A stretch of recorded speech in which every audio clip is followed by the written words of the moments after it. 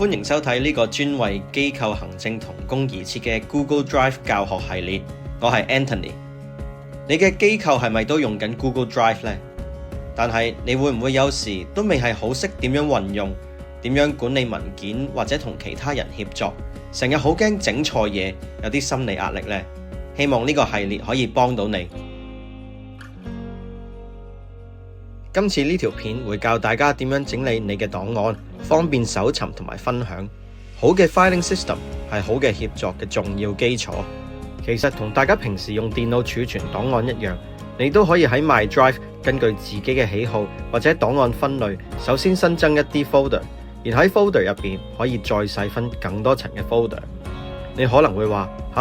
咁都好煩喎，抌晒落 My Drive 咪得咯。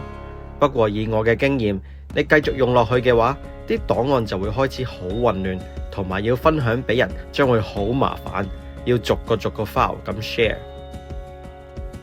當你嘅檔案開始以 folder 分類好，你就可以用到分享 folder 嘅功能。當你想將整個 folder 裏面嘅檔案同另一個同事共享嘅時候，嗰位同事可以一次過得到晒 folder 入邊所有檔案嘅存取權，所以你唔需要逐個檔案撳一次分享。譬如你同兩個部門需要合作，你可以為每一個部門所用到嘅檔案各自開一個 folder， 再同嗰個部門嘅同事共享相應嘅 folder。不過喺度提提你，如果兩個部門嘅同事係唔應該或者唔需要睇到另一個部門嘅檔案，就千祈唔好將佢哋兩邊嘅檔案擺晒入同一個 folder， 因為咁樣你就好難分開佢哋嘅存取權噶啦。與此同時，你嘅同事都可能會分享一啲檔案俾你去用，咁你可以喺邊度揾到呢啲檔案呢？你只需要去 Shared with Me 呢個頁面，就會見到所有分享咗俾你嘅檔案。假如你想將呢啲共享咗俾你嘅檔案擺喺你自己熟悉嘅 filing system 入邊，你可以 right click 呢啲資料夾或者嗰啲檔案，然後揀 Add Shortcut to Drive， 再將佢放入你自己認為合適嘅資料夾入邊。咁將來你就更加容易揾到你所需要用到嘅檔案啦。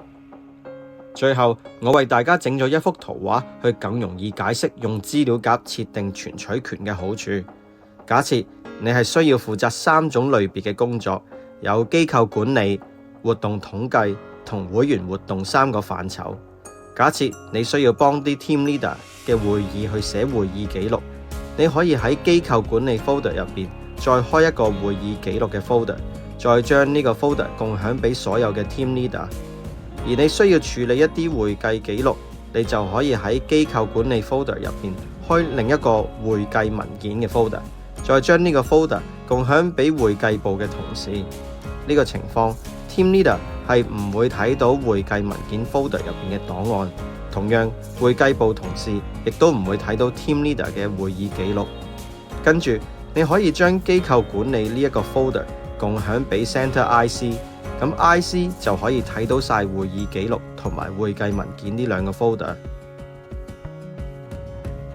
至於活動統計 folder， 你可以喺入邊再按活動開 folder， 再將整個活動統計嘅 folder 共享俾前線同事，俾佢哋將活動統計報告 upload 去相應嘅活動 folder。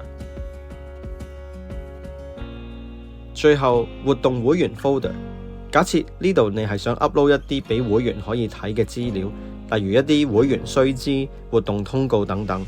你可以共享呢個 folder 俾會員，再將佢哋嘅權限設為 viewer， 咁佢哋就可以入呢個 folder 去睇同埋下載啲檔案，但係就冇得修改或者刪除任何嘢。相信你依家應該對 Google Drive folder 共享嘅應用更加清楚了解。如果你遇到啲咩問題，歡迎可以留言俾我，我會嘗試了解你嘅應用情況，再俾啲建議你點樣設置你嘅 filing system。如果呢個系列幫到你嘅，記得訂閱呢個頻道，我會教大家更多有用嘅技巧同埋資訊。